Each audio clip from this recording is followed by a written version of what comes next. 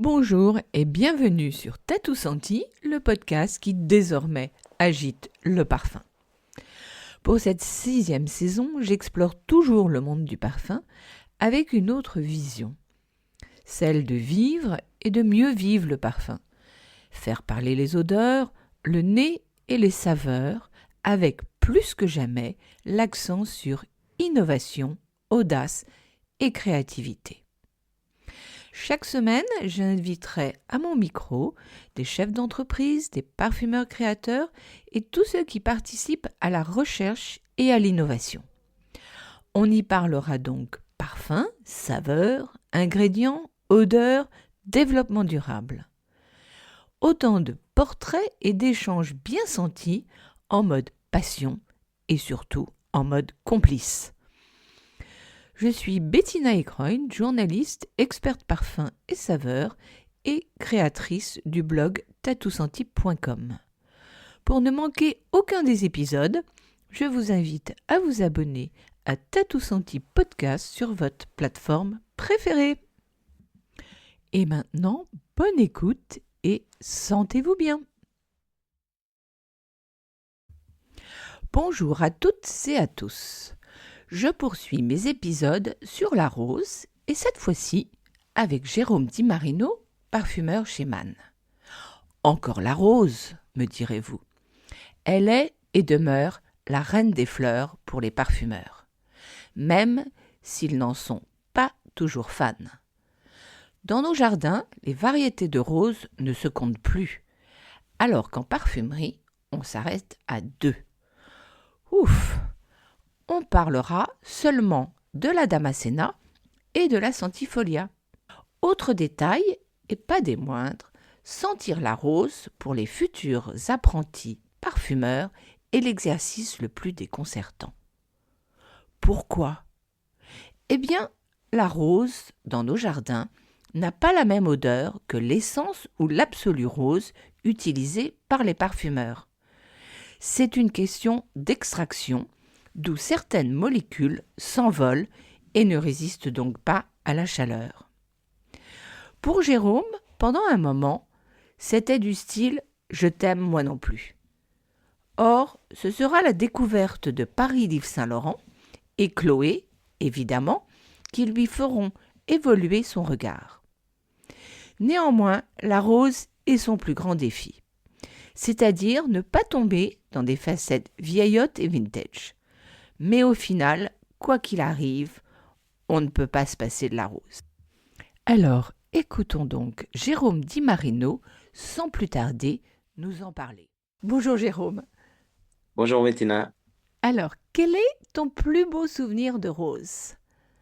Alors pour moi immédiatement quand je pense à la rose, et que je pense à un choc, olfactif que j'ai pu vivre, je repense aux premières fois où je suis allé à Marrakech.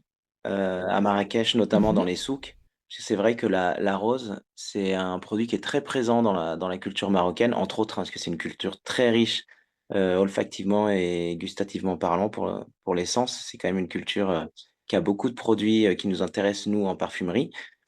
Et j'ai été surtout marqué par, les pâtisseries notamment qui peuvent contenir de l'eau de rose, Mhm. comme la corne de gazelle, mais aussi les thés à la rose, dans lesquels, voilà, il faut infuser, ces petites boules de rose, séchées qui parfument le thé, délicatement et qui sont, pour moi, vraiment le 1er souvenir que je peux avoir d'un choc olfactif, autour de la rose. D'accord.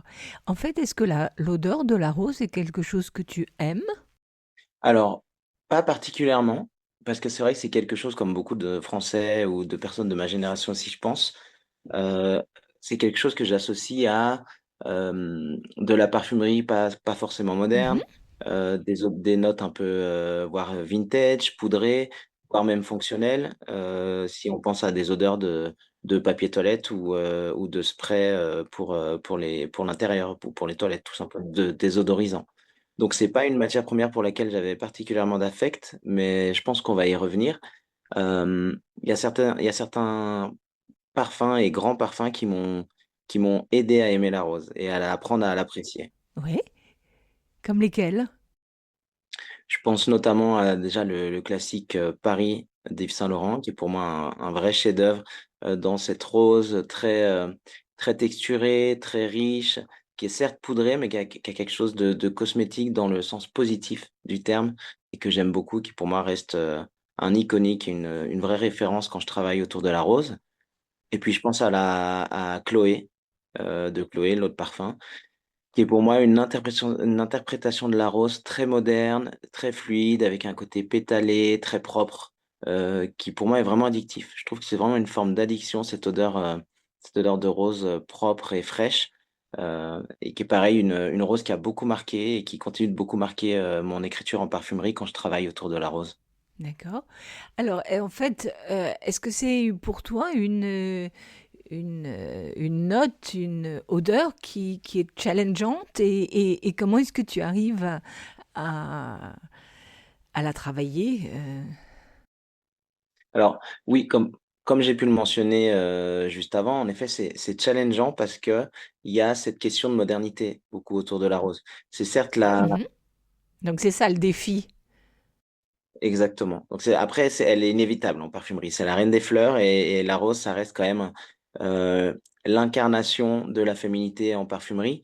Donc le challenge, à l'heure où on travaille autour d'une note rosée, c'est de savoir la faire, moderne, qui ne tombe pas dans des travers qui sont justement de la rose poudrée, de la rose, vintage, trop cosmétique, voire même, des effets parfois un Oui. peu vineux que peut Mhm. que peut avoir la rose et voire qui tire sur le miel un peu en caustique, qui peut être, une facette pas facile à accompagner en parfumerie.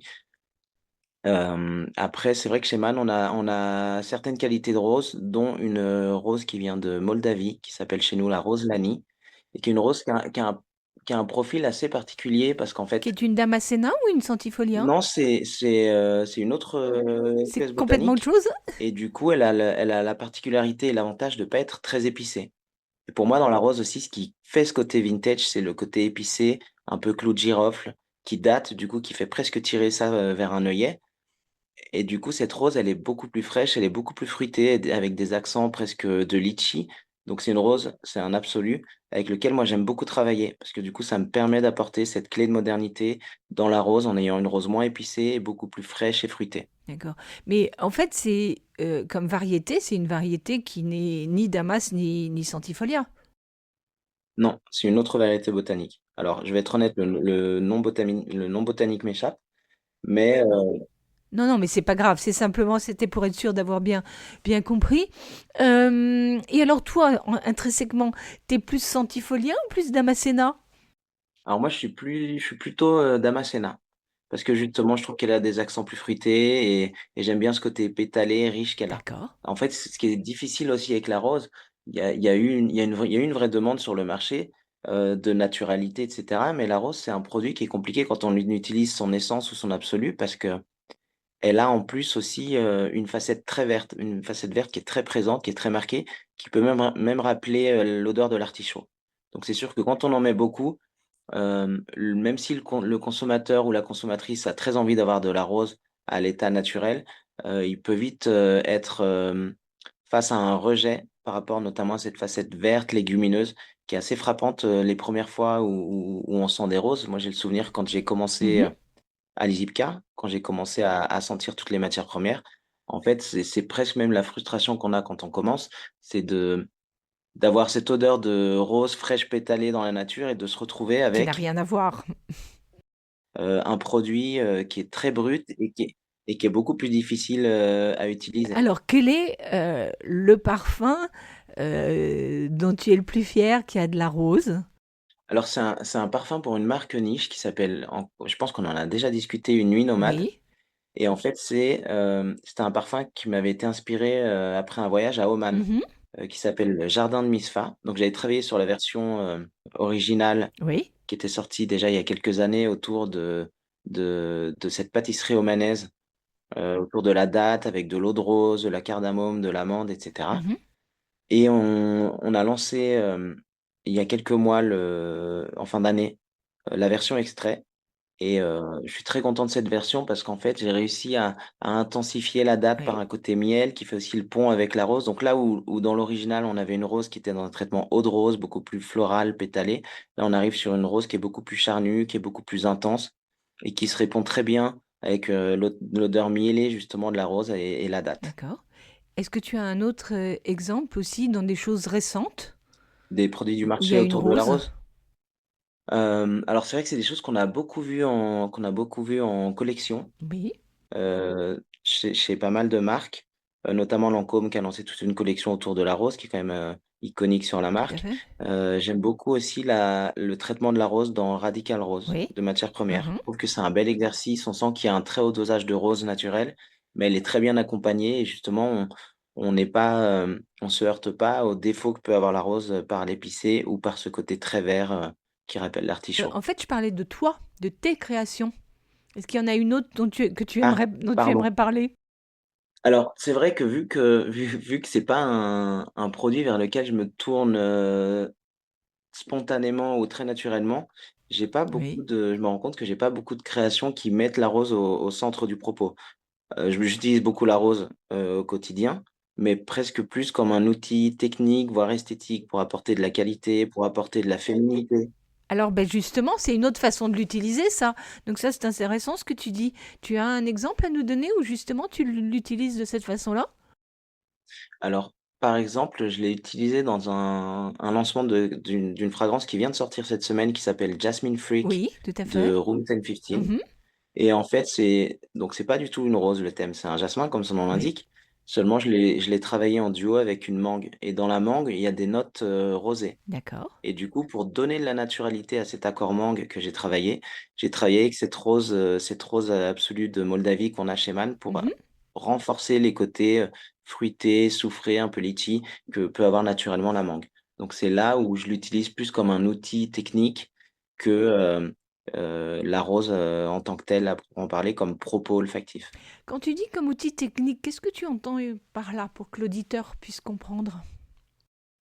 En fait, vu que la rose, hem, c'est un produit qui est très facetté et qui est très riche, il suffit de quelques gouttes dans une composition pour exacerber certaines facettes. Et là, en l'occurrence, grâce à l'Absolut Rose, la mangue, elle a beaucoup plus de naturalité dans la perception qu'on va avoir Mhm. et puis ça va pousser aussi, les facettes vertes, ça va pousser la facette fruitée, hem, de la note de départ et ça va amener quelque chose de liquoreux, ça va amener de la texture qui va amener du coup une, un aspect, beaucoup plus riche et une perception finalement de la mangue qui sera plus qualitative et plus jolie. Eh bien, écoute, merci beaucoup. Merci à toi Bettina, avec plaisir. Si vous voulez avoir plus d'informations sur mes invités, je vous recommande d'aller sur tatousanti.com et lire l'article. Si vous avez aimé cet épisode, vous pouvez soutenir Tatou Senti Podcast par un don. Le lien se trouve sur Tatou Senti Podcast Instagram et vous pouvez aussi écrire un commentaire sur Tatou Senti Apple Podcast. Enfin, abonnez-vous pour ne rater aucun des épisodes sur votre plateforme préférée. En attendant le prochain épisode mercredi prochain, sentez-vous bien.